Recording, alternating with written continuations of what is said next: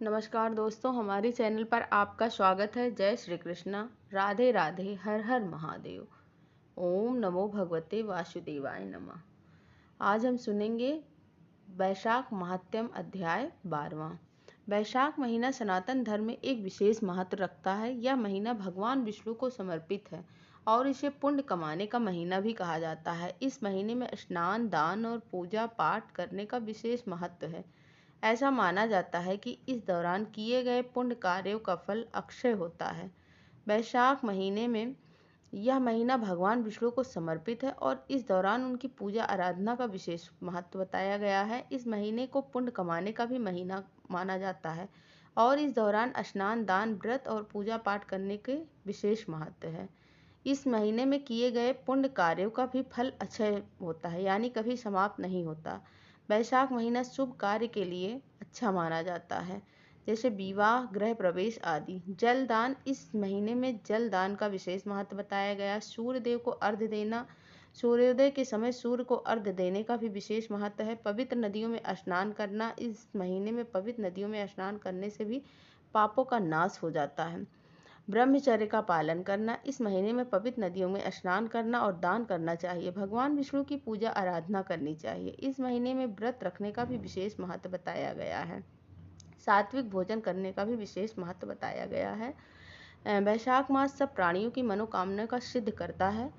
भगवान विष्णु की कृपा प्राप्त करने के लिए इस महीने में सूर्योदय से पूर्व स्नान करना चाहिए। पुराणों के अनुसार वैशाख के महीने में भगवान विष्णु की आज्ञा से जन कल्याण हेतु जल में समस्त देवी देवता निवास करते हैं। वैशाख मास में स्नान दान का विशेष महत्व बताया गया है। आइए सुनते हैं 12वां अध्याय।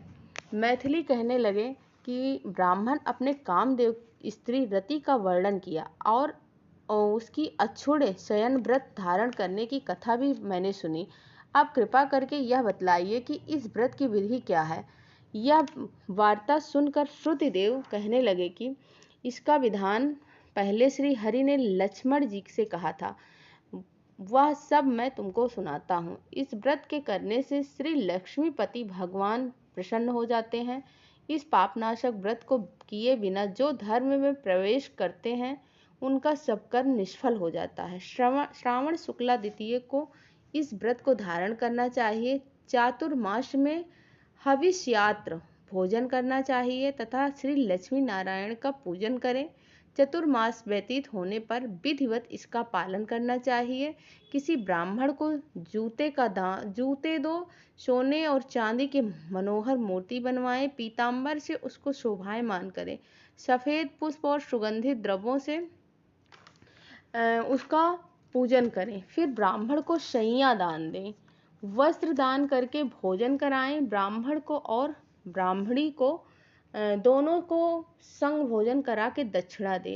इस प्रकार 4 मास तक पूजन करें। मार्गशीर्ष में मासों में विधिवत उसी तरह का भगवान को पूजन करें। ऐसे ही चैत्र से 4 मास तक हरि भगवान का पूजन करें। जिनको शनकादि ऋषिगण पूजते हैं उन भगवान की स्तुति करें और इस व्रत का आषाढ़ शुक्ला द्वितीय को समाप्त कर दें। ओम नमो नारायणाय इस मंत्र से हवन करें। चैत्रादि मास में पुरुष सूक्त से हवन करें। मार्ग शीर्षादि मास में विष्णु गायत्री ओम नारायणाय विघ्ने इस मंत्र से हवन करें। श्रुतदेव कहते हैं कि हे राजन, यह व्रत मैंने तुमसे विस्तार पूर्वक कहा है। इसको करने से जगन्नाथ भगवान प्रसन्न होते हैं और उनकी प्रसन्नता से अनेक सुख तथा संतान की वृद्धि होती है। ओम नमो भगवते वासुदेवाय नमः। जो कार्तिक में, माघ में तथा माधव को प्रिय लगने वाले वैशाख मास में स्नान करके मधुहंता लक्ष्मीपति दामोदर की विशेष विधि के साथ भक्ति पूर्वक पूजा करते हैं और अपनी शक्ति के अनुसार दान देते हैं, वह मनुष्य इस लोक का सुख भोग कर अंत में श्री हरि के पद को प्राप्त होते हैं। ओम नमो भगवते वासुदेवाय नमः। अब हम 13वां अध्याय कल के वीडियो में सुनेंगे और आप अगर हमारे चैनल को अभी तक सब्सक्राइब नहीं किया है तो 13वां अध्याय सुनने के लिए आप सभी से विनम्र निवेदन है कि हमारे चैनल को सब्सक्राइब कर लीजिए, लाइक करिए, सब्सक्राइब करिए कमेंट में ओम नमो भगवते वासुदेवाय जरूर लिखिए। ओम नमो भगवते वासुदेवाय नमः। जय श्रीमन नारायण दोस्तों। हर हर महादेव। धन्यवाद।